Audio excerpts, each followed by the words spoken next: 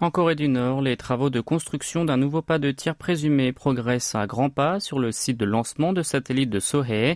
C'est ce qu'a rapporté Radio Free Asia en s'appuyant sur les images satellites prises hier par la société américaine Planet Labs.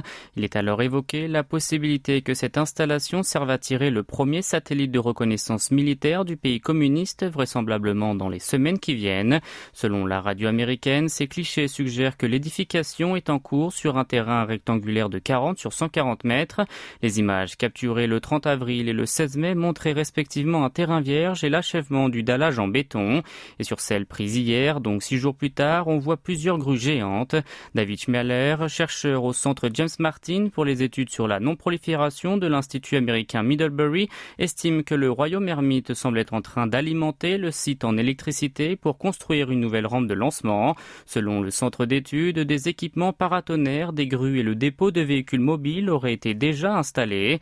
Un autre chercheur, Joseph Bermudez, du Centre pour les études stratégiques et internationales, a lui aussi affirmé avoir repéré sur les clichés un grand bâtiment de 55 mètres de haut et 27 mètres de large et plus de 3 grandes grues entre autres. Précédemment, l'agence officielle nord-coréenne KCNA a rapporté que Kim Jong-un s'était rendu le 16 mai au siège du comité de préparation du lancement du premier satellite espion du pays et avait donné son feu vert au prochain plan d'action.